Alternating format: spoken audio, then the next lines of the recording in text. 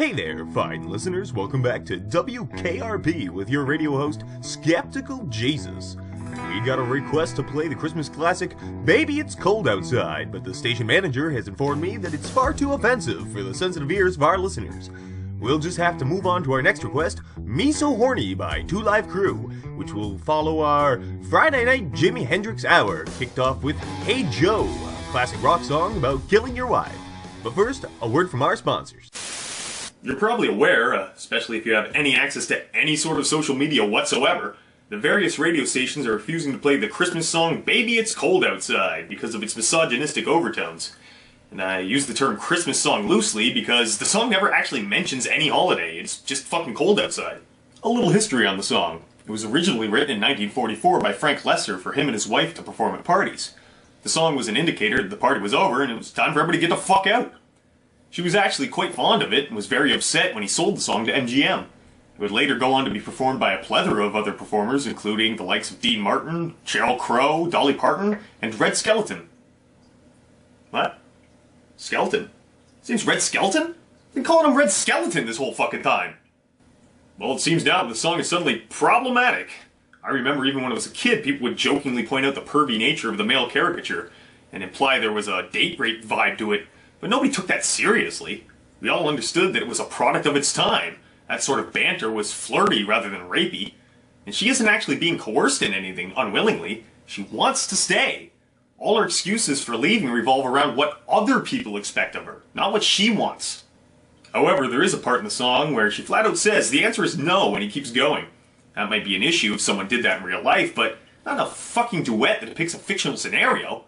And at worst, you can say that the guy was being pushy. But it's not like the song depicts him slamming the door shut and holding her down. And what? When she says the answer is no, the song is just supposed to end abruptly? If these people wrote the song, it'd go like this. I've got to go. Baby, it's cold outside. The answer is no. Oh, alright then, miss. I respect your decision. Good night. The song would be 7 seconds long. And I don't get it. Even if he was being too sexually aggressive, why can't that exist in a song? Can works of fiction no longer have antagonists that do bad shit? Are we becoming a culture that just denies the very existence of the things we despise? With that which shall not be named type nonsense? Do they think that playing the song on the radio is in some way an endorsement of sexual coercion? Or are they just so easily triggered by reality that the very mention of any mildly uncomfortable topic is completely unacceptable to them? Perhaps they're taking the ostrich philosophy and hoping that all the ills of society will solve themselves if they just don't see or hear about them. It reminds me of when that stupid X-Men movie came out and there were promotional materials showing a clip of the antagonist holding a woman by the throat, and people flipped out calling it misogynistic and promoting domestic violence. Like, what the fuck? He's the bad guy! I'm sure they purposefully chose that shot in particular because they know that, as a society, we still consider violence towards women more villainous than violence towards men. They wanted you to hate them. Guess they overshot the mark a little. But what is the end goal of this outrage in the first place? That women can never be depicted as a victim or taking a loss in any capacity ever again? It's either that or to stifle any depiction of violence in any form, which would be at least equitable, but completely unreasonable.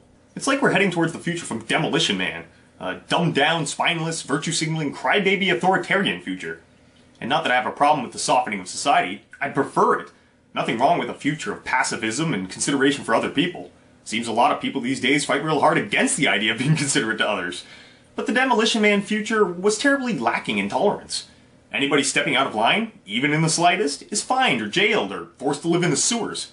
If society is going to become more tolerant, it has to be through a willing shift in the zeitgeist, not by fiat or enforced by outrage mobs.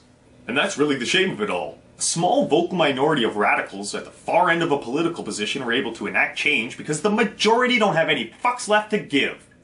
Most people never gave two shits about this shitty-ass song or if it was offensive in the first place. And on the other hand, you have people supporting the song, trying to show how edgy they are, because I know they don't actually give two shits about this song either. They're trying to trigger progressives to push back on a group that has managed to get the song pulled, but it's so small they're practically non-existent in an average person's newsfeed, and they'll never see it.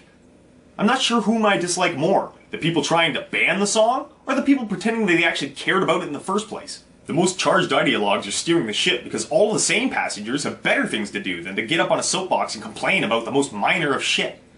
You and one other person could beat the shit out of a stadium full of people if each one fought the two of you individually. Because you're not two guys versus a stadium. You're two guys versus one guy, over and over again until you've beaten them all. And in this case, I'm just baffled by how selective their outrage is, because there's a plethora of songs that utterly dwarf Baby It's Cold Outside in the way of offensiveness.